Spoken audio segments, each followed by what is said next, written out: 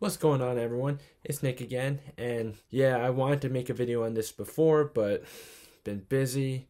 But alright, just gonna make this video now. So before we begin, please remember to like, subscribe, hit the notification bell. Let's just cue the intro right now. I didn't go with an intro last time, but I'll go with one now. So here we go.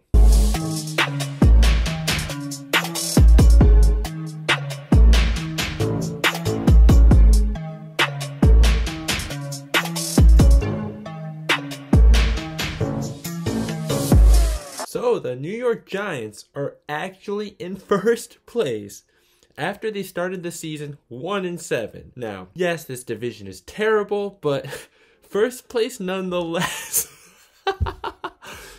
Wow. Now, this game against the Bengals really should have been an easier win than it actually was, but it's a win regardless. The Giants had a great opening drive. Nice deep ball from Daniel Jones to Evan Engram to set up a touchdown for Wayne Kollman. But then the Bengals just scored a touchdown on a kick return just like that. And yeah, can't let that happen against this bad of a team. And Evan Engram, great play on the first drive when you caught that deep ball from Daniel Jones. But then you fumbled the ball. Don't get me wrong, nice play by Von Bell, but Evan Engram, you got to hold on to that ball. Defense, though, they did really well once again, as they've been for much of this season. And yeah, it dropped a lot of interceptions, but other than that, good job. Now, that second to last possession that the Bengals had, where they scored the touchdown, couple dumb penalties, but yeah. Overall, though, still a very good game. In fact, that pass interference in the end zone, yeah, that was pretty questionable, to be honest. And now, Colt McCoy, oh my god, I really do not want to see him ever again. So Daniel Jones, please be okay.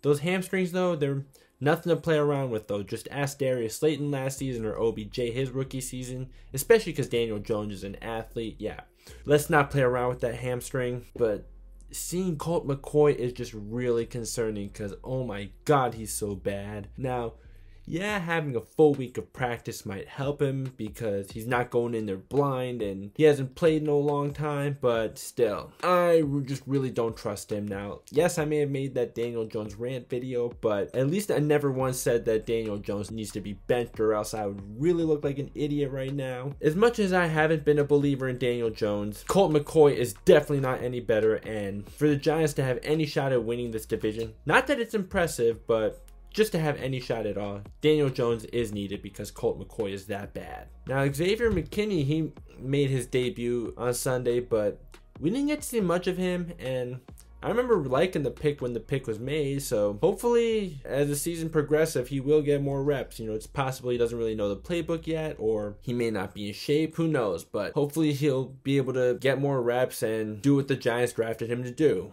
Now, next week is going to be really tough against the Seattle Seahawks. Now, they have had an amazing offense. Hopefully the defense can slow down the Seahawks offense, but it's going to be tough. You know, hopefully the defense can find ways to get Russell Wilson to turn the ball over. And believe it or not, Russell Wilson has actually thrown more interceptions this year than Daniel Jones. Now, obviously that does not mean Daniel Jones is a better quarterback. Of course not. Russell Wilson is significantly better than Daniel Jones. I wouldn't have said what I had to say about Daniel Jones if he was actually better than Russell Wilson. But it is true, though, that Russell Wilson has thrown more interceptions than Daniel Jones. But he's also probably thrown the ball significantly more than Daniel Jones. Like, I don't know that for sure, but I'm pretty sure of it. The Seahawks defense, though, well, yeah, most of the season, their coverage has been terrible, but they've done better these last 3 games. And yeah, the Eagles are a terrible team. At least they didn't let the Eagles dominate them or anything close to domination. Although as bad as their coverage has been, their run defense has actually been elite. And pass rush-wise, they've actually been doing really well.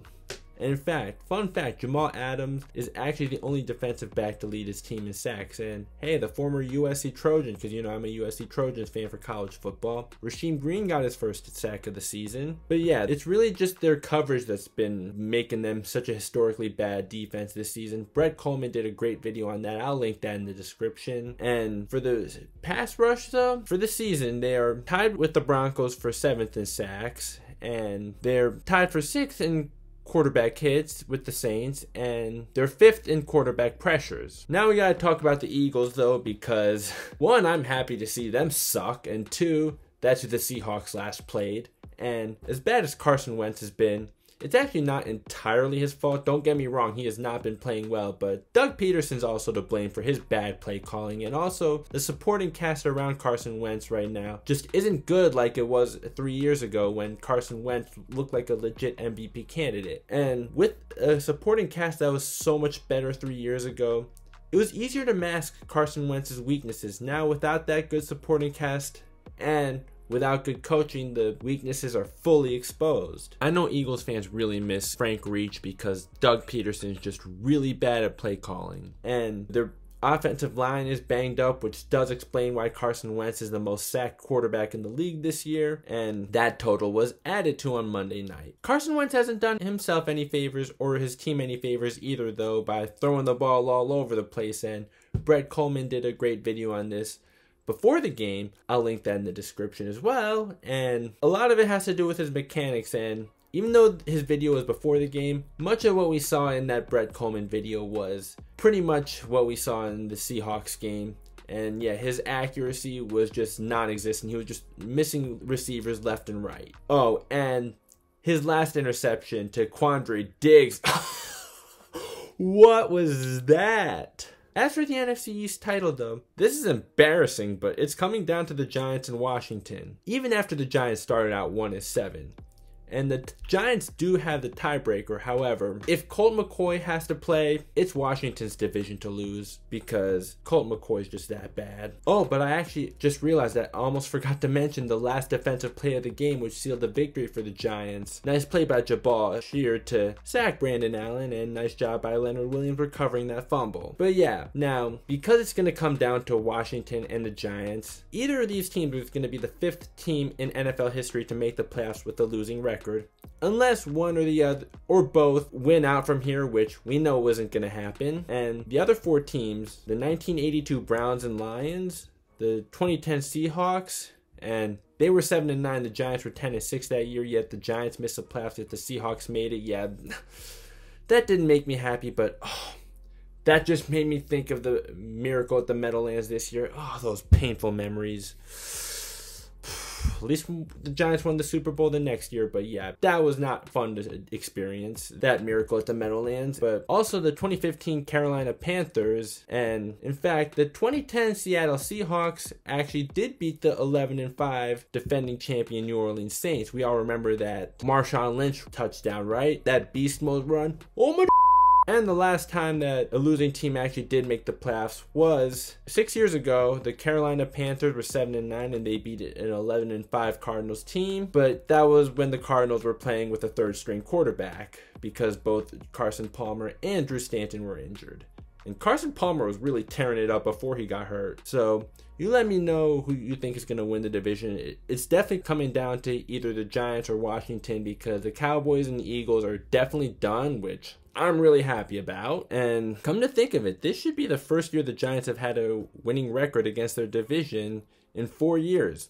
Swept Washington, beat the Eagles, and they should beat the Cowboys next time they play because even with Dak, the Cowboys defense was just absolutely horrendous, which was why they were losing games, even when Dak was having a record-breaking season. And now without Dak, yeah, it's just all bad in Dallas. So yeah, the Giants should be going 4-2 against their division this year. And also not to mention that I don't think Daniel Jones is actually going to be out for the season because the Giants play the Cowboys in week 17. Oh yeah, and also one more thing I have to say about Dallas's defense because it's so embarrassing.